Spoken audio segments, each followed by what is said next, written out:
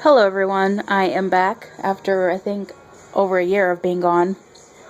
Um, just a quick explanation of why I was gone.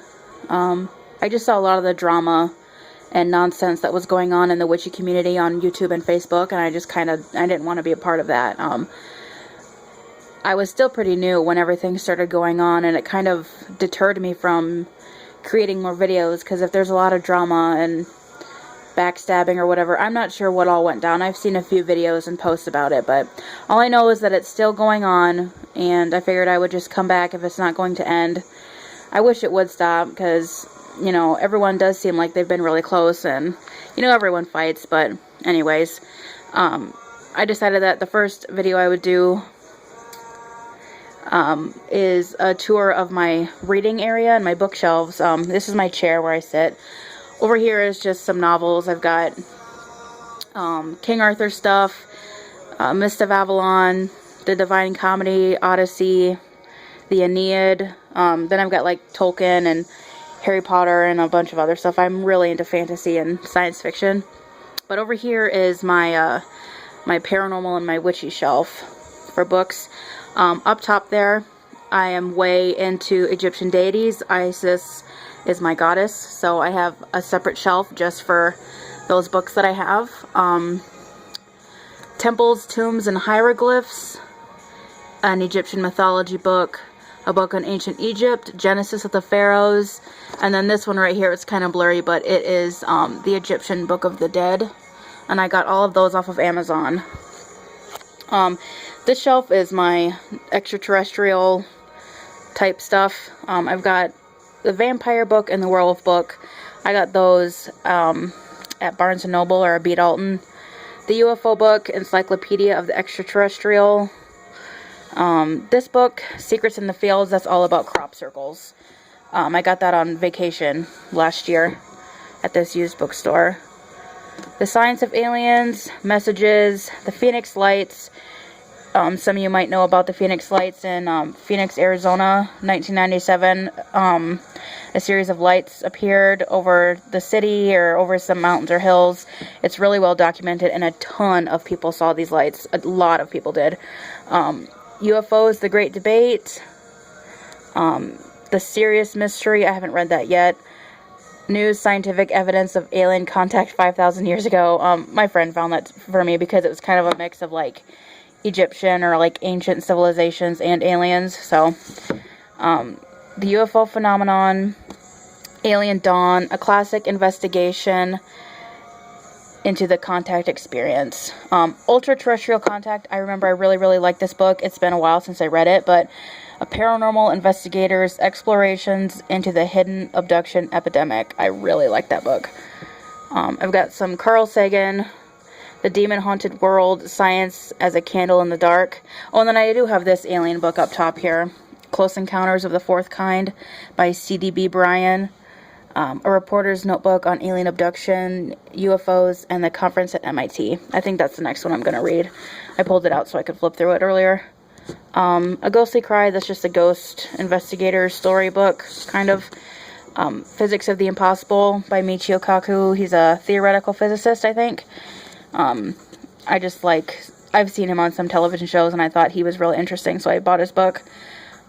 These are just some science behind Star Trek. And then these are my X-Files books. X-Files is one of my favorite shows, so I've got official guides and then some novelizations of some episodes. And down here is my witchy pagan shelf for books. A lot of these are, you know, copy-paste, repeat of information books, Wicca 101 pretty much. And I'm getting kind of frustrated because a lot of the books that are coming out today have been just the same old stuff as it has been for years now. So now when I come to buying books, I'm trying to lean towards more of the academic printing of books on New Age and metaphysics and all that kind of stuff. So, but for right now, all of these are just pretty much like Wicca 101 and maybe a little bit beyond that. But over here, I've got some ghost hunting books. Sorry, it's kind of dark. It's really cloudy outside today. Gravesend, Field Guide to Ghosts and Other Apparitions, Poltergeist and the Paranormal, How to Be a Ghost Hunter, A Brief Guide to Ghost Hunting, Ghosts, Apparitions, and Other Poltergeists. So I got those off of, actually I think I bought all of those either at a Goodwill or a Half Price Books. Up top here I've got The Real Witch's Year. This just has like a, it's kind of like a spell a day almanac type thing, spells and stuff for every day. The Good Energy book and The Secret Language of Signs, I got those at a thrift store. 1998 Moon Sign book, I found that at a thrift store and I just picked it up to see what it was like.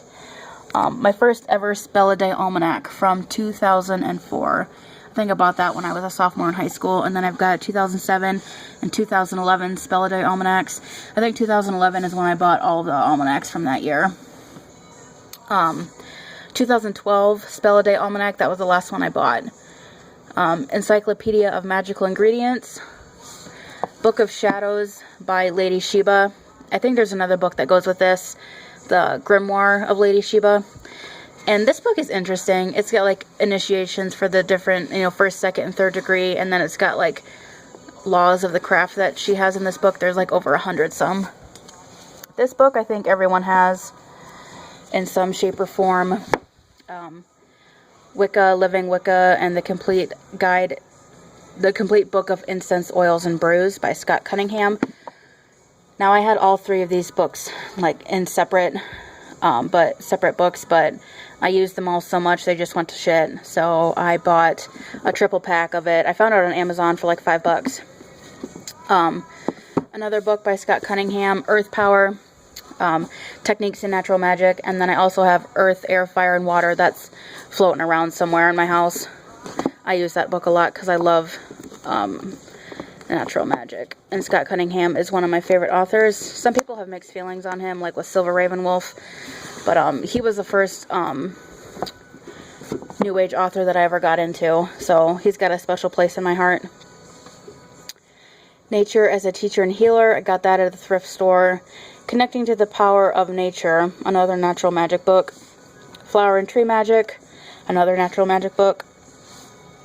Alright, so this video is coming up on almost 8 minutes, and I think my camera cuts off soon after that, so I'm going to stop this video, and then we're going to do a part 2. Alright guys, see you soon.